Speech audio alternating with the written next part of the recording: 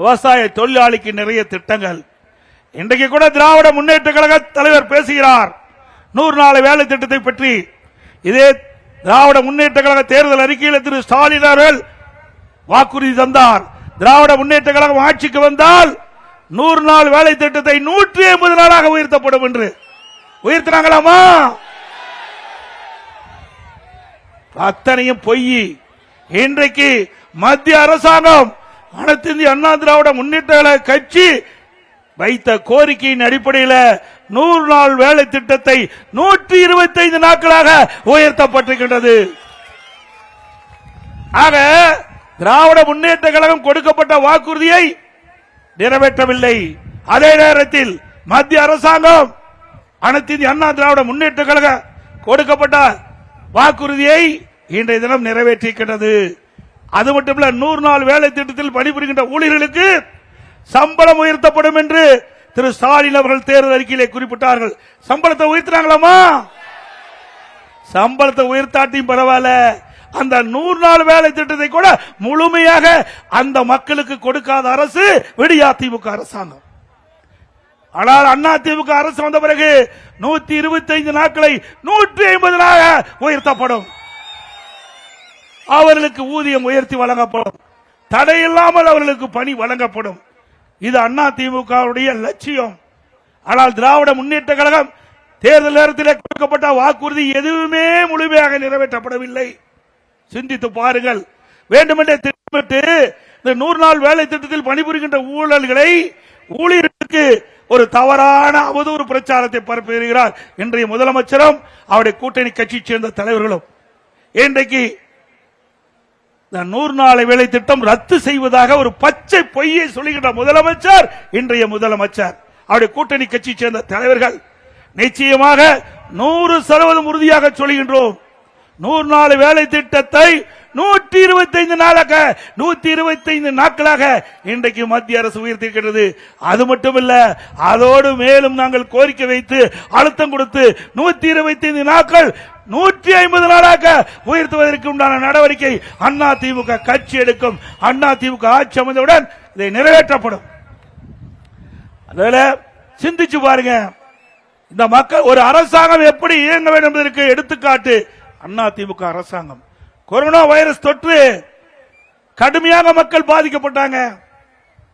இன்றைக்கு அந்த corona virus காற்றிலே எளிதாக பரவக்கூடியது.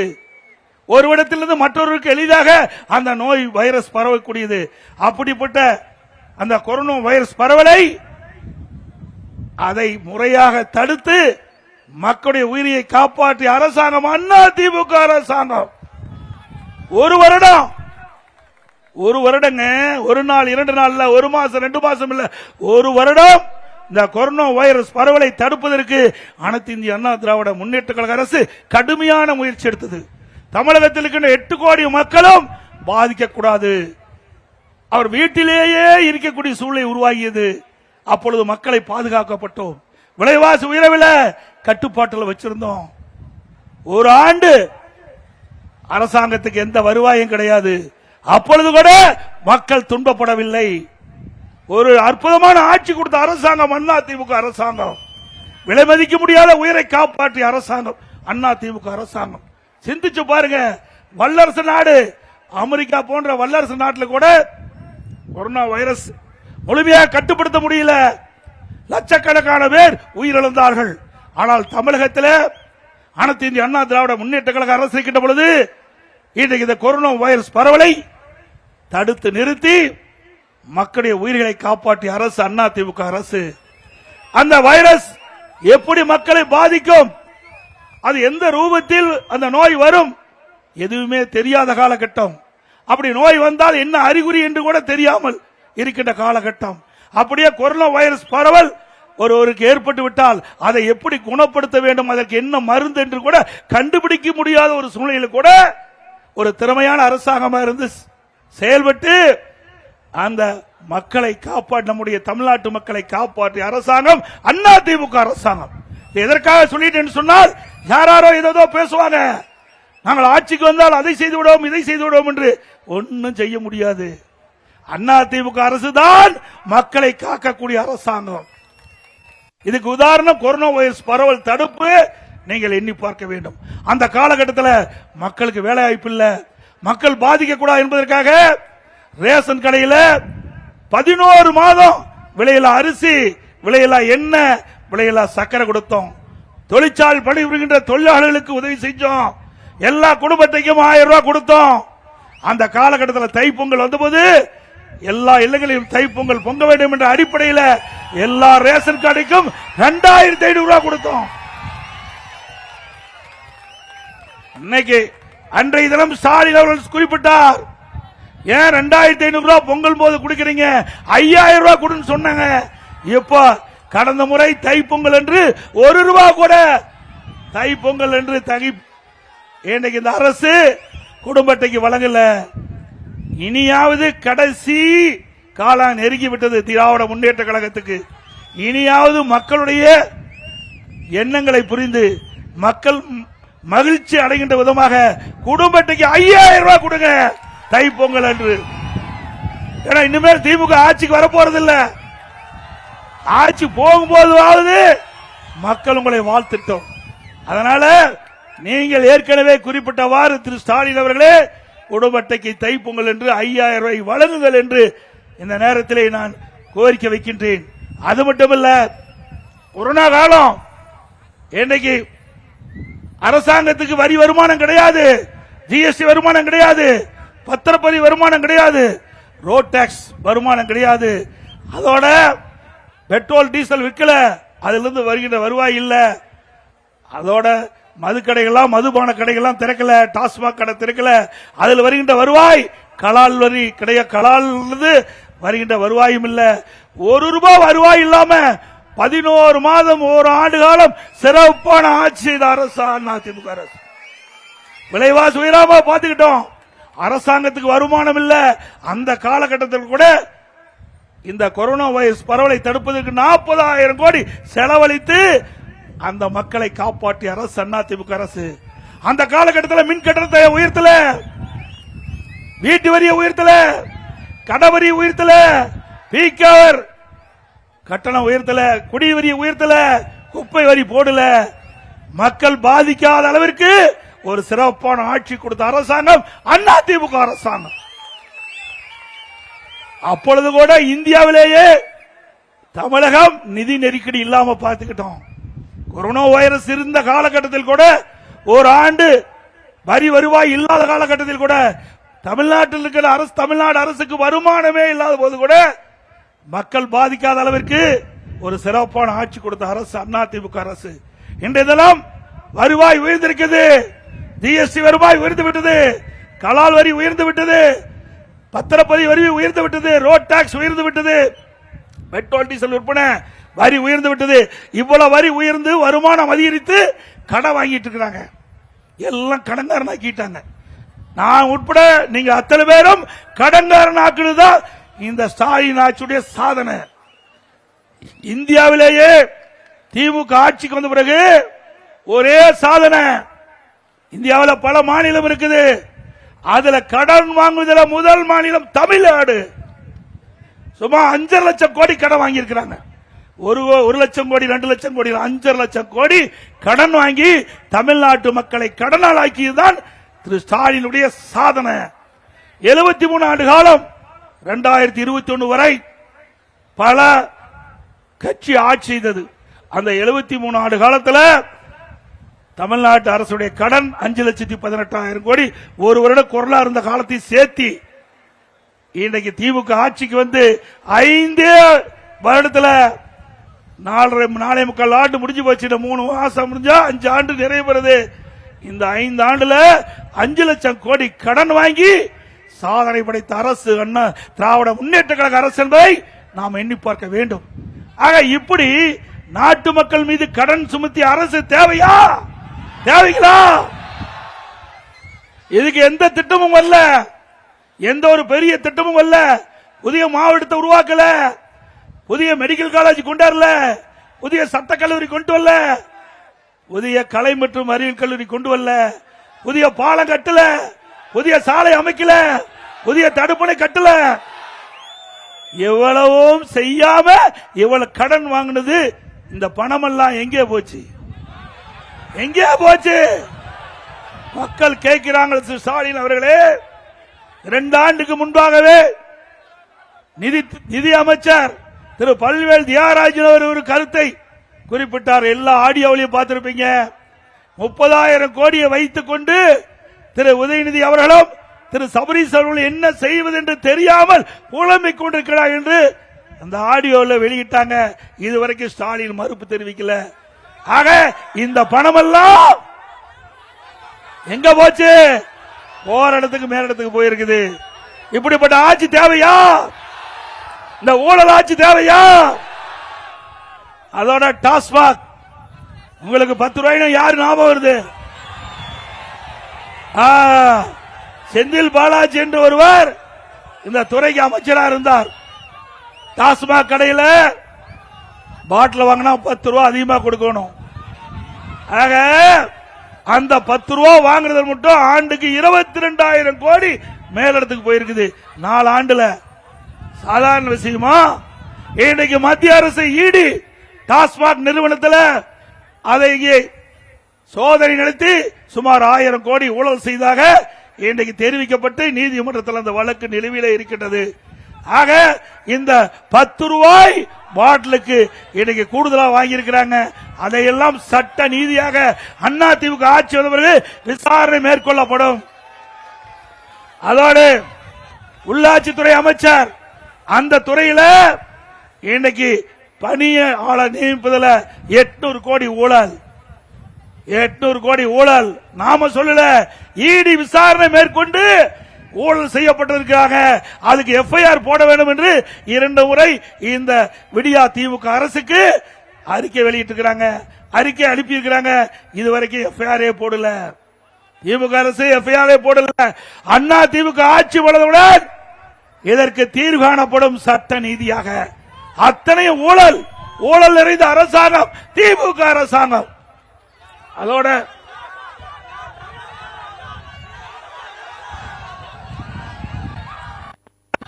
கேட்டுக்கிறீங்க.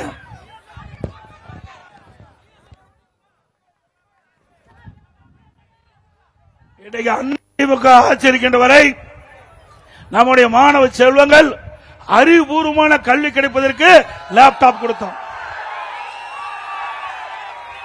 சுமார் 52,50,000 பேருக்கு மடிக்கணினி கொடுத்தோம். சுமார் 7,350 கோடி இதற்காக நிதி ஒதுக்கீடு செய்யப்பட்டது. திராவிட முன்னேற்ற கழக அரசு வந்தவுடன் இந்த மடிக்கணினி திட்டத்தை நிறுத்திட்டாங்க. அடுத்த ஆண்டு தேர்தல் வர இருக்குது. அதை முன்னிட்டு கல்லூரியில் படிக்கின்ற மாணவர்கள் அவர்கள் தான் ஓட்டு போடக்கூடிய வயது. அவர்களை தேர்ந்தெடுத்து இன்றைக்கு 10 லட்சம் 20 லட்சம் பேர் கொடுப்பதாக சொல்லி 10 லட்சம் பேர் கொடுப்பதாக அறிவிச்சிருக்கிறாங்க. இதுவரைக்கும் லேப்டாப் வரல. இது ஒரு பச்சை பொய். மீண்டும் அண்ணா திமுக ஆட்சிக்கு வந்தவுடன் நிறுத்தப்பட்ட நம்முடைய மாணவ செல்வங்களுக்கு லேப்டாப் கொடுக்கப்படும். இன்னொன்றையும் சொல்லியிருக்கா ஸ்டாலின். அங்க ஒரு ரகுபதி ஒரு மந்திரி இருக்கார், வேஷ்டி மாத்தி கட்டிட்டு போய் அங்க அமைச்சர் இடம்பெற்றிருக்கார். வெக்கமான சூடு சுரணை இல்லாம அதிமுக அடையாளம் கொடுக்கப்பட்டது. அதிமுக தொண்டை நிர்வாகி இரவுகள் வராம அவர்களுக்கு எம்எல்ஏ ஆவதற்கு உழைத்தார்கள்.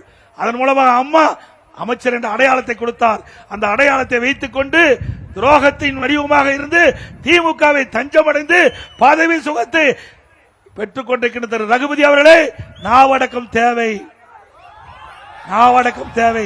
அன்றைக்கு ஒரு எட்டப்பன், இன்றைக்கு ஒரு ரகுபதி. ஆண்டவன் உன்னை மன்னிக்க மாட்டார். இங்கே அதிமுக உழைப்பால் உங்களை அடையாளம் காட்டப்பட்டது.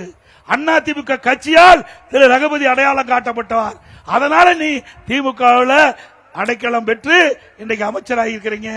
அவர் சொல்றார், லேப்டாப் எடப்பாடி பழனிசாமி நிறுத்தப்பட்டதாக. தவறு. 2019 வரை நாங்க லேப்டாப் கொடுத்தோம். 2020 கொரோனா ஓராண்டு பள்ளி திறக்கல, எந்த டெண்டர் விட முடியல. 21 ஆட்சி மாற்றம். ஆட்சிக்கு வந்த பிறகு இந்த லேப்டாப் திட்டத்தை நிறுத்திட்டாங்க. பல முறை சட்டமன்றத்தில் பிரதான எதிர்க்கட்சி தலைவர் என்ற முறையில் நம்முடைய அனைத்து இந்திய அண்ணா திராவிட முன்னேற்ற கழக சட்டமன்ற உறுப்பினர்கள் நம்முடைய மாணவ செல்வங்களுக்கு அண்ணா திமுக ஆட்சியில் கொடுக்கப்பட்ட அந்த லேப்டாப் வழங்க வேண்டும் என்று கோரிக்கை வச்சோம். நிராகரிச்சுட்டாங்க.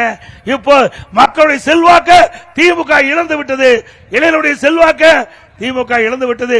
வேறு வழி இல்லாம இன்றைய தினம் 10 லட்சம் பேருக்கு லேப்டாப் கொடுப்பதாக அறிவிச்சிருக்கிறாங்க. இதுவும் ஒரு பச்சை பொய், இது ஒரு நாடகம். மக்களை ஏமாற்றி அவருடைய வாக்குகளை பெறுவதற்காக தந்திரமாக இன்றைக்கு முதலமைச்சர் இந்த அறிவிப்பை வெளியிட்டிருக்காங்க. நம்ப வேண்டாம். அண்ணா திமுக தான் மாணவர்களுக்கு தேவையான உதவிகளை செய்தது. அண்ணா திமுக அரசாங்கம், அண்ணா திமுக ஆட்சியில பள்ளியிலே படிக்கின்ற மாணவருக்கு காலணி, சீருட, விலையில்லா புத்தகம், நோட்டு, கொண்டு போறதுக்கு பைய, அறிவுபூர்வமான கல்வி கிடைக்க லேப்டாப், பள்ளிக்கு போறதுக்கு சைக்கிள் எல்லாம் வாங்கி கொடுத்தது அண்ணா திமுக. எந்த ஆட்சியில் இப்படி கொடுத்தாங்களா? அதை தடுத்து நிறுத்தியது திராவிட மாடல் ஆட்சி. சிந்திச்சு பாருங்க. அனைத்து இந்திய அண்ணா திராவிட முன்னேற்ற கழகம் மக்களுக்காக தொடங்கப்பட்ட இயக்கம். பொன்மனச்சம்பல் புரட்சி தலைவர் எம்ஜிஆருக்கு வாரிசு இல்ல, அம்மாவுக்கு வாரிசு இல்ல. இங்க இருக்கின்ற நாம் தான் நம்முடைய தலைவருடைய வாரிசு. அந்த இருவரும் தலைவர்களுக்கு நாம் தான் பிள்ளைகள். நமக்காக பாடுபட்டார், நமக்காக வாழ்ந்தார்கள். அவருடைய வாழ்க்கையிலே பல்வேறு இடர்பாடுகள், துன்பங்களை சந்தித்தாலும் இந்த நாட்டு மக்களுக்கு நல்ல திட்டங்களை கொண்டு வந்து நிறைவேற்ற வேண்டும் என்ற அந்த எண்ணத்தின் அடிப்படையிலே பல்வேறு திட்டங்களை அறிவித்து நடைமுறைப்படுத்தினார்கள். அந்த இருவரும் தலைவர் வழியிலே அண்ணா திமுக அரசு தொடர்ந்து செயல்படுத்தியது என்பதை இந்த நேரத்தில் நினைவு கொள்ள வேண்டும். அண்ணா திமுக ஆட்சியில் தான் இன்னைக்கு வேலைக்கு செல்லுகின்ற நம்முடைய மகளிருக்கு அம்மா இருசக்கர வாகனம் வாங்கி கொடுத்தோம். அம்மா இருசக்கர வாகனம், ஒவ்வொரு அம்மா இருசக்கர வாகனம் வாங்குறதுக்கு 25 லட்சம் ரூபாய் மானியம் கொடுத்தோம். சுமார் 3 லட்சம் பேருக்கு வழங்கப்படும் அறிவிக்கப்பட்டு 2,87,000 பேர் கொடுத்தோம். மீண்டும் அண்ணா திமுக ஆட்சி மலரும். அப்பொழுது 5 லட்சம் மகளிருக்கு அம்மா இருசக்கர வாகனம் மானிய விலையில வழங்கப்படும். ஒவ்வொரு அம்மா இருசக்கர வாகனம் வாங்கின்ற மகளிர் நம்முடைய சகோதரிகளுக்கு 25,000 மானியம் வழங்கப்படும். அதோட திருமண உதவி திட்டம், தாலிக்கு தங்கம் வழங்கப்படும். திருமண உதவி திட்டத்தில் 20,000 50,000 வழங்கப்படும். அதோடு திருமண உதவி திட்டத்தில் பயன்பெறுகின்ற மணமகளுக்கு பட்டு சேலை வழங்கப்படும், மணமகனுக்கு பட்டு வேஷ்டி வழங்கப்படும். ஒவ்வொரு தீபாவளி வருகின்ற பொழுதும் நம்முடைய மகளிர்களுக்கு, தாய்மார்களுக்கு சேலை வழங்கப்படும். நல்ல சேலை, அற்புதமான சேலை தீபாவளி, ஒவ்வொரு தீபாவளிக்கும் பெண்களுக்கு வழங்கப்படும். அதோட இன்றைக்கு அரசு பள்ளியில் படிக்கின்ற மாணவர்கள் சிந்திச்சு பாருங்க.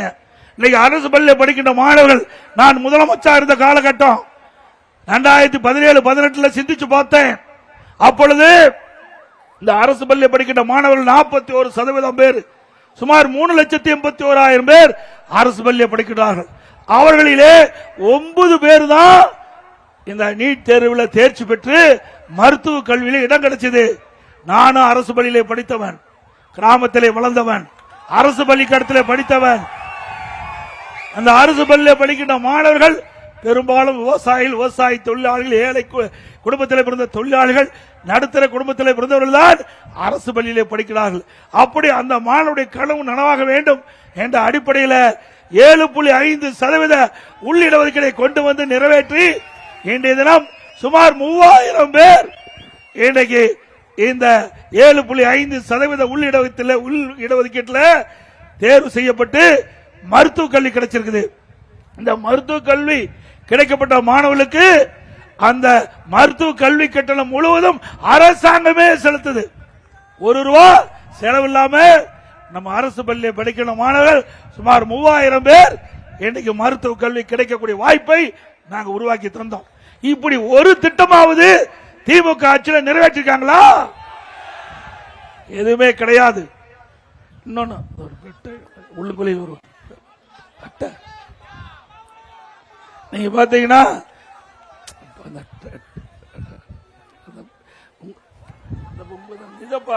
டைம் டேபிள் மாதிரி ஒரு புக் இருந்து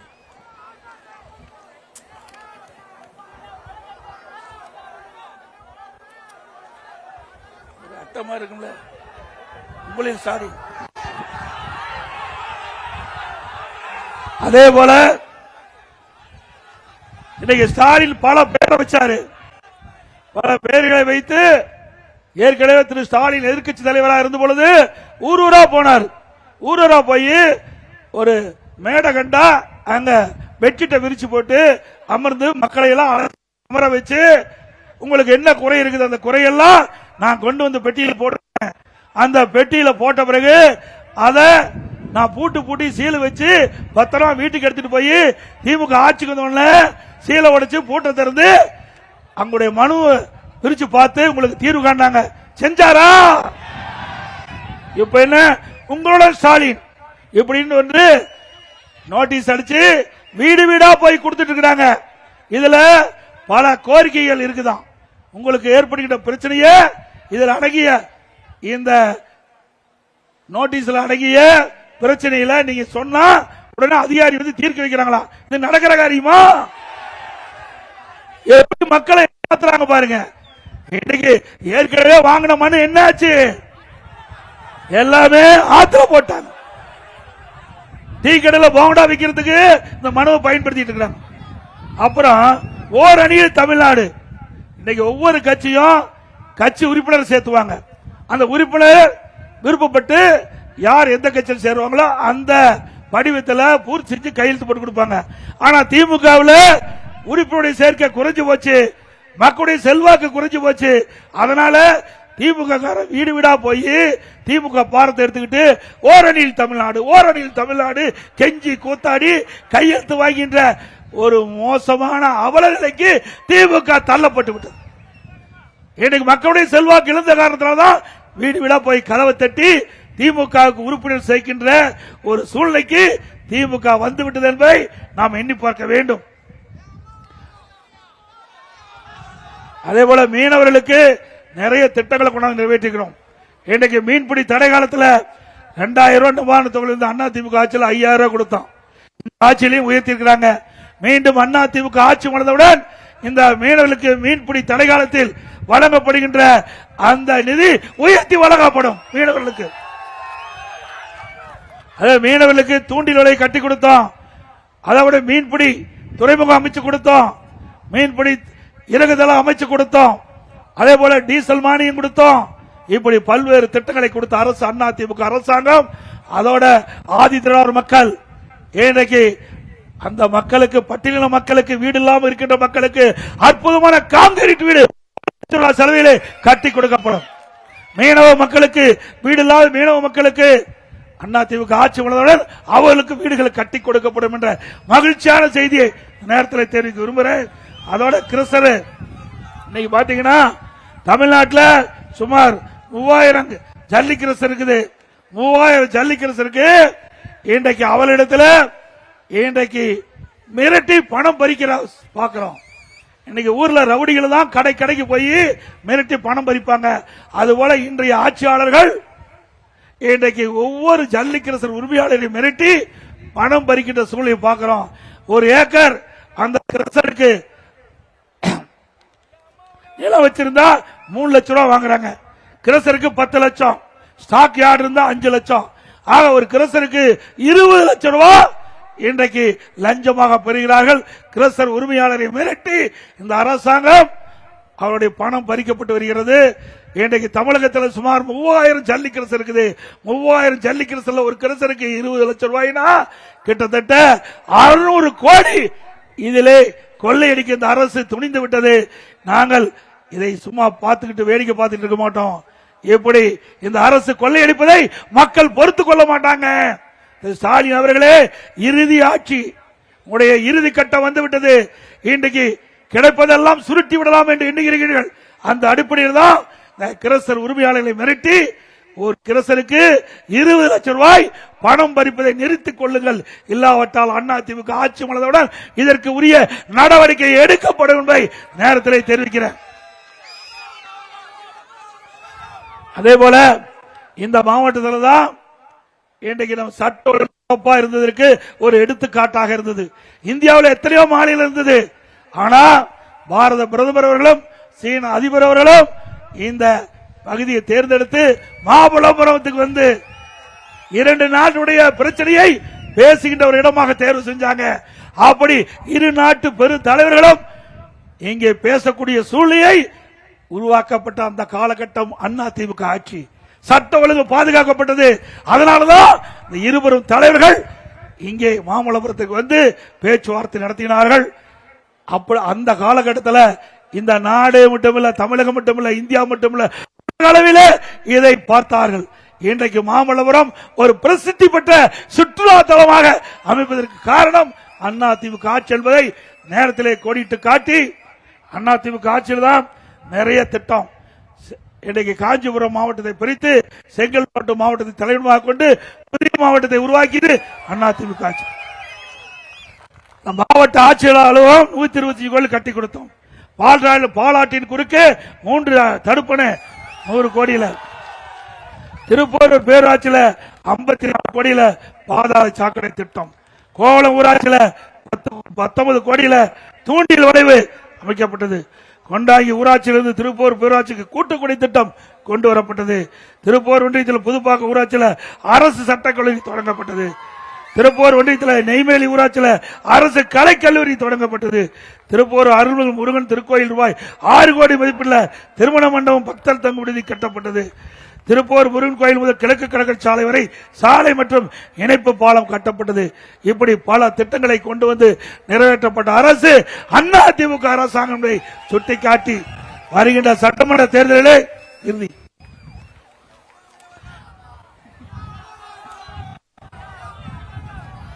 அடுத்த ஆண்டு நடைபெறுகின்ற சட்டமன்ற பொதுத் தேர்தலிலே அனைத்து இந்திய அண்ணா திராவிட முன்னேற்ற கழக தலைமையில் அமைக்கப்பட்ட கூட்டணிக்கு வெற்றியை தேடி தார்கள் என்று அன்போடு இந்த நேரத்தில் கேட்டு, அனைத்து இந்திய அண்ணா திராவிட முன்னேற்ற கழக வேட்பாளர் நிறுத்தப்பட்டால் அவருக்கு 8 சின்னத்திலே வாக்களித்து வெற்றி பெற செய்யுங்கள். இன்னைக்கு அனைத்து இந்திய அண்ணா திராவிட முன்னேற்ற கழகம் தான் மக்களுடைய பிரச்சனையை தீர்க்கக்கூடிய கட்சி. எத்தனையோ கட்சிகள் தமிழகத்தில் இருக்கலாம், ஆனால் மக்களுடைய பிரச்சனையை தீர்த்து வைக்கக்கூடிய ஒரு கட்சினா அது அதிமுக கட்சி தான். இன்னைக்கு புயல் வெள்ளம் எது வந்தாலும் அதை மக்களிடத்திலே மக்கள் பாதிப்பில் மீட்டு மக்களை காத்த அரசாங்கம் அதிமுக அரசாங்கம் என்பதை இந்த நேரத்தில் தெரிவித்து, அடுத்த ஆண்டு நடைபெறுகின்ற சட்டமன்ற தேர்தலில் அனைத்து இந்திய அண்ணா திராவிட முன்னேற்ற கழகம் தலைமையில் அமைக்கப்பட்ட கூட்டணி மாபெரும் வெற்றி பெற வேண்டும் என்று அன்போடு இந்த நேரத்தில் கேட்டு, மக்களை காப்போம், தமிழகத்தை மீட்போம், மக்களை தமிழகத்தை மக்களை தமிழகத்தை தமிழகத்தை அது மட்டுமல்ல, நீங்க வீடு திரும்பிக்கிட்ட பொழுது பத்திரமா வீடு போய் சேர வேண்டும் என்று அன்போடு கேட்டு, பை பை ஸ்டாலின். வருவருக்கும் இனிய ஆங்கில புத்தாண்டு நல்வாழ்த்துக்கள், இனிய தைப்பொங்கல் நல்வாழ்த்துக்கள்.